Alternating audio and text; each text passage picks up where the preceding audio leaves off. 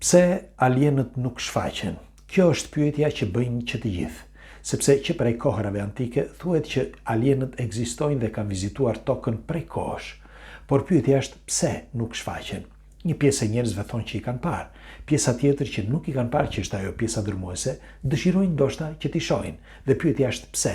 Është një pyetje që bëjnë të gjithë dhe dua ta diskutoj sonte me ju këtu, sepse shumë prej jush padyshim e kanë këtë pikë pyetje në mendjen e tyre. Tani ndiqeni me kujdes. Është në ekskluziv për ju. Është hera e parë që do flas në mënyrë të drejtë për drejtë, kështu që do t'i lutesha kush mendon që ka informacione më të pakta ose më të shumta, do t'i lutesha jo me duke fyer njëri tjetrin, sepse kam vënë ndonjëherë që dikush edhe ngacmon me disa komente që nuk janë në linjë me këto diskutime që ne bëjmë. Të mbani mend diçka, ne jetojmë në këtë botë dhe çdo gjë që diskutohet, pra kur nga momenti që diskutohet, sepse ka disa njerëz që thonë që jo fakte, por disa thonë që unë betohem që ky është një fakt.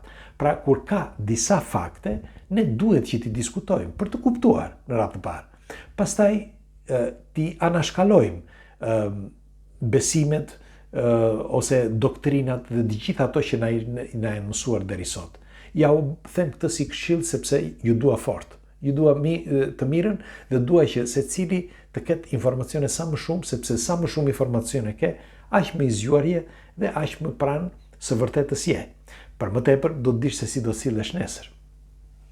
Pra, do t'ju them tani se kush janë racat që pretendohet që kanë vizituar gjithmonë tokën. Janë 7. 7 racat kryesore që kanë vizituar dhe vazhdojnë të vizitojnë planetin tokë, ku disa prej tyre jetojnë ende këtu. Pra, kjo është teoria që flitet në përgjithësi. Nuk do t'i gjeni gjithkund këto informacione që po ju them sonte. Ndaj, më ndiqni me kujdes. Janë reptilianët, ka plejadianët, për shembull, sirianët, lirianët, arturianët, andromedianët dhe drakonianët. Pra këto janë racat më dominuese. Thuhet që ka dhe racat tjera.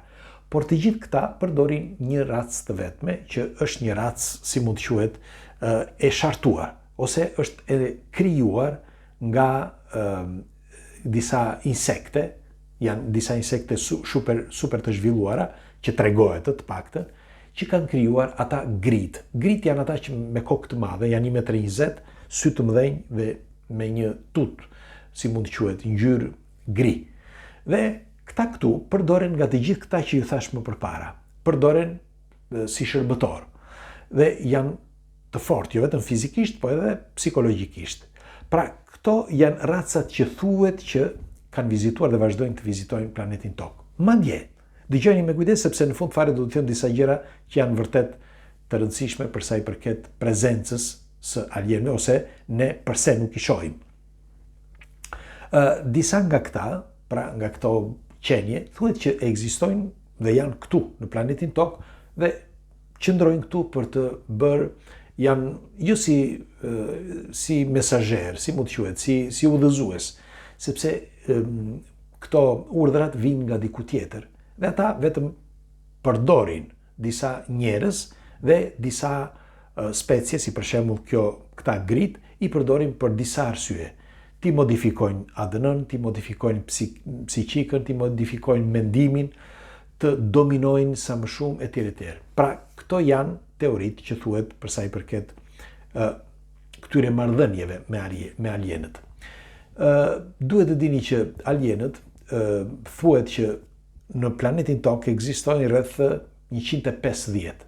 Pra 150 alien që jetojnë në tokë. Të formave të ndryshme, secili ka pjesën e tij. Ka një grup njerëzishti, një grup ADN-je dhe gjaku, sepse për shumë arsye do t'ja u them pastaj. Është shumë kompleks, po megjithatë do mundohemi. Po ju them aq sa di unë, nuk është se këto janë të sakta 1000%, por unë them se kryesisht janë të sakta, në qoftë se këto teori janë të vërteta. Po thoshe që janë rreth 150 prej tyre, dhe këta 150 që jetojnë këtu pra në planetin tokë, janë të shpërndarë secili ka pjesën e vet dhe ka zonat e veta. Njëkohësisht kanë edhe kontaktet me dimensionet dhe botë të tjera, ku, sipas gjasave, ka disa vorbula, të quajtur wormhole, që me anë të këtyre ata shkojnë në një botë tjetër ose në një dimension tjetër. Për shembull, arturianët, andromedianët shkojnë tek në Andromeda. Andromeda është konstelacioni më i afërt me rrugën e Qumshtit. Dhe me anë të këtij tuneli ata shkojnë në një kohë shumë të shkurtër. Thuhet që e bëjnë këtë në një kohë mjaft të shkurtër, sepse nuk përdorin teknologji si teknologjia që ne përdorim, por janë teknologji të tjera. Atëherë, tjetra është që këta që janë këtu gjithmonë në planetin Tokë bëjnë disa kryqëzime, qoftë gjenetike, qoftë edhe me gjak të një njeriu tjetër ose të një specie tjetër, por njëkohësisht edhe ngjizje me gra. Bile thuhet që disa i bëjnë që t'jenë shtatzane dhe pastaj u marrin fetusin dhe pa i bërë asnjë lloj ndërhyrje kirurgjikale dhe e rrisin që t'jetë një humanoid. Pra, edhe disa thonë që i kanë si shërbëtor diku tjetër. Pra, këto janë teoritë në përgjithësi të këtyre specieve që ekzistojnë këtu në planetin Tokë ose që shkojnë dhe mbijnë. Tani do ndalemi pak tek ata që jetojnë këtu. Sipas gjasave, sepse dikush nga ju do thotë tani si ka mundësi që këta të mund të jetojnë këtu dhe ne të mos i kuptojmë. Do t'ja u them. Atëherë, në qoftë se do të ketë, për shembull, në qoftë se do të ketë një specie shumë të zhvilluar, si për shembull ti je më i zhvilluar se një si mund të themi, një njeri që nuk di të flasë, që nuk ka bërë asnjë kontakt me njerëz të tjerë dhe që jeton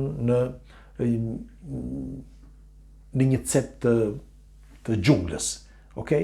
Dhe ai që kur është rritur nuk ka patur asnjë kontakt me asnjë njeri, me asnjë lloj njeriu. Dhe ky sa mund të flasë? Nuk mund të flasë, sepse nuk ka informacion. Ai nuk ka patur interakcion me të tjerë. Ka lindur, për shembull, dhe mbeti në xhungël për një kohë të gjatë. Ai nuk mund të jetë i zgjuar, nuk mund të flasë, nuk mund të komunikojë. Shkon ti dhe ti mund të bësh çfarë të duash me të. Ti mund të zhdukesh me anë të një pasqyre, vë pasqyrën përpara dhe ai nuk të sheh. Ose mund ta qellosh me një armë dhe ai nuk e di që ti ke qelluar me një armë, sepse nuk i njeh armët, me një shtizë apo me një diçka tjetër. Ai nuk i njeh asgjë, sepse është rritur atje që i vogël, që kur ka lindur. Dhe meqense humbi në pyll, ai është rritur me kafshët, do flasë si kafshët. Pra ti je më i zgjuar se ai. Dhe ti padyshim ke disa forma më të zhvilluara që ti mund ta asgjësosh atë. Pra kjo është pika 1, që alienët padyshim janë më të fortë se njeriu dhe në qoftë se ndodh diçka, ata mund ta zhdukin njeriu brenda një sekundi. Pra, si ai paradoksi që thash më përpara. Tjetra, që është akoma më e rëndësishme. Ti, në qoftë se do të shkoje në pyll dhe do të takoje këtë njeri, ose zëm edhe me pula, ti je në një pulari ose në një stall. Ti a do humbisje kohë që të mësoje pulat apo viçat apo çfarë të them unë, në një gjë, një kafshë tjetër që të mund të bëj diçka që të intereson ty? Ti do humbisje kohë që tu tregoje informacione, do humbisje kohë, për shembull, ose zëm edhe ose edhe me afrikanët. Me afrikanët, vinë afrikanët për shembull punojnë tek shtëpia jote. Ata vetëm vinë punojnë dhe ikin. Ti do humbisje kohë me ta që ti mësoje shkrim, lexim, ti tregosh se sa i zgjuar je, sa teknologjike, si e përdor ti teknologjinë, si e përdor telefoni apo nëse prodhon telefona celular, makina apo ku ta diun. Do humbisje kohë? Askush nuk humbet kohë. Pra, ky është fakti 2.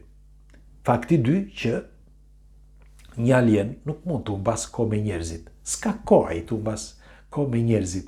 Nëse do bëj ndonjë ndryshim gjenetik, ndërhyrje apo gjëra të tjera, do ta bëj sepse për të mirën e zhvillimit përgjithësor, jo të një njeriu vetëm, por të gjithë species njerëzore. Pra për një, si mund të quhet, për diçka të madhe, por jo tek një njeri. Pra nuk mund të qëndrojë një alien të rri atje dhe të humbas kohën e tij për ta mësuar për shumë gjëra. Nuk mundet. Mund t'i thot një gjë, 2 maksimumi. Si bëjmë ndonjëherë, bëj kështu, ai vazhdon punën e tij. Po mirë, thotë. Edhe ti ikën. Pra, ky është një tjetër problem. Problemi i tretë që është akoma më i rëndësishëm. Quhet paradoksi Fermi ose paradoksi i profesor doktor Fermit. Enrico Fermi ishte një shkencëtar italian ku është ai që hipotizoi teorinë e superstringëve. Dhe Enrico Fermi thoshte që në qoftë se do të ekzistojnë specie të tjera, qoftë në këtë planet, por edhe në planetet tjera, nuk mundet që të shfaqen me njerëzit. Me fjalë, nuk mundet të shfaqen. Dhe do t'ju them se përse thot ai. Sepse e rëndësishme, e para njëra që thash që nuk humbasin kohë. E dyta, nuk munden që të shfaqen sepse kanë frikë se mos kontrolli, sepse në qoftë se ata nuk shfaqen, në qoftë se ata gjenden këtu dhe kontrollojnë planetin Tokë, pse duhet të shfaqen ata tek njeriu? Për çfarë arsye? Që njeriu të kuptojë që është i nënshtruar dhe pastaj të gjejë mënyrën se si ta vras apo ta zhduk apo të gjejë një mënyrë se si të ndoshta për të shkatëruar atë shkatëron dhe vetë planetin. Pra është njësoj sikur t'ja u them unë, si një e kam lexuar atë shkrimin e Enrico Fermi dhe do t'ja u them kështu në sintezë. Është njësoj sikur ti të kesh një stall me lopë. Dhe lopët t'japin qumësht, t'japin mish, t'japin çdo gjë. Dhe një lopë, tani, nëse unë do shfaqem dhe ja u tregoj lopëve që unë jam ai forti, ja dhe teknologjia e tjera, lopa dal nga dal mëson teknologjinë time, di se ku janë pikat kryesore, ku mund të më godas dhe si mund të godas, dhe mund edhe të hedh në erë gjithë stallën. Pra prishet e gjithë stalla, digjen stallat, vriten lopët, s'ka më mish, s'ka më qumësht. Pse? Sepse po kërkonte lopa që të më zhdukte mua. Sepse mendon lopa ndoshta, në qoftë se unë shpërthej të gjithën këtë, ndoshta ai është këtu. Por nuk e di lopa që unë kam një shtëpi tjetër. Pra nuk jetoj bashkë me lopët, po kam një shtëpi. Në këtë rast mund të jetë nën tokë e një alieni, mund të jetë në një dimension tjetër, pra mund të jetë në këtë planet, por në një tjetër dimension që ti nuk e prek dot. Është një formë tjetër materie që ne nuk e prekim dot. Pra, kjo është arsyeja, si thoshte profesor Fermi, që nuk mund të shfaqen. Pse duhet të shfaqet? Sepse secili është në vendin e vet. Ne jetojmë jetën tonë si gjithmonë. Ata na vjelin për atë që bëjmë, si jemi, ashtu si bëjmë dhe ne me lopët, delet, viçat e tjerë. Dhe ky është cikli. Pra pse duhet shfaqen? Tjetra është një ekuacioni Drake quhet. Në ekuacionin Drake pretendohet që ka në këtë botë, në botë dhe univers, ka rreth 21% të specieve jo njerëzore, pra aliene. Është e dokumentuar në mënyrë shkencore. Dhe këto specie mund edhe të jetojnë në planetin Tokë, thoshte doktor profesor Drake. Tani, në qoftë se do të ndalemi në planetin Tokë, që pse nuk shfaqen, pra pse nuk u shfaqen njerëzve, pikë së pari, pra ajo që u thash më përpara, që ashtu si thoshte edhe Enrico Fermi, nuk mundet që të shfaqen, sepse bie në kontrast me atë që ata kërkojnë, me atë që ata bëjnë. Sepse jo thash, do e them troç fare tani. Në qoftë se na mbajnë si një formë stalle, ashtu siç bëjmë edhe ne lopët, pra për të na ngrënë, për të na marrë, të na thithur energjinë, për të ngrënë mish dhe për krah punëtore, atëre s'ka lidhje që pse duhet të shfaqen, për çfarë duhet të shfaqen. Përkundrazi, nëse marrin ndonjë që tregon që është në kontakt me alienët, sepse ka dhe të mirë, ka dhe njerëz të mirë, ka dhe njerëz të këqij, ashtu ka dhe alien të mirë dhe të këqij. Dhe tregohet që disa i lënë, pra teksa marrin disa njerëz i lënë dhe u japin informacione, sepse ndoshta janë të mirë. Megjithatë, unë them se ka një hierarki edhe në mes tyre. Hierarkia nuk është vetëm mes tyre dhe unë nuk besoj që janë vetëm 7 raca, po janë një pafundësi racash. Këto 7 ndoshta kanë vizituar gjithmonë njeriun, pra planetin Tokë, ose dhe kanë modifikuar atë, nuk e dim. Megjithatë, njeriu triumfin e mori nga momenti që u modifikua gjenetikisht ADN-ja e tij. Pra rreth 750.000 vite më parë. Në momenti kur lindën ose u shfaqen gjenet që na bëjnë që të jetojmë botën në 3D me ngjyra dhe të bukur kështu siç është. Pra në sintezë, për ata që nuk e kuptuan mirë, në sintezë duhet të them që nuk kanë pse shfaqen, për çfarë arsye do shfaqen. Pra edhe nëse gjenden këtu, gjenden për arsye vetjake, pra për dëshirat e tyre dhe për të mirë, atë që bën ti, bëjnë dhe ata. Ti kërkon që t'jesh mirë dhe ata kërkojnë që t'jenë mirë. Ti kërkon që të kesh një stallë të shëndetshme, me lop, viça, pula e tjerë, dhe të pastruar, të rregulluar dhe të jetë e organizuar. E njëjta gjë duan dhe ata. Pra nëse ka alien, më shtyn të mendoj që ata veprojnë njësoj si edhe njeriu dhe s'kan pse të shfaqen. Më thoni nëse unë e kam gabim.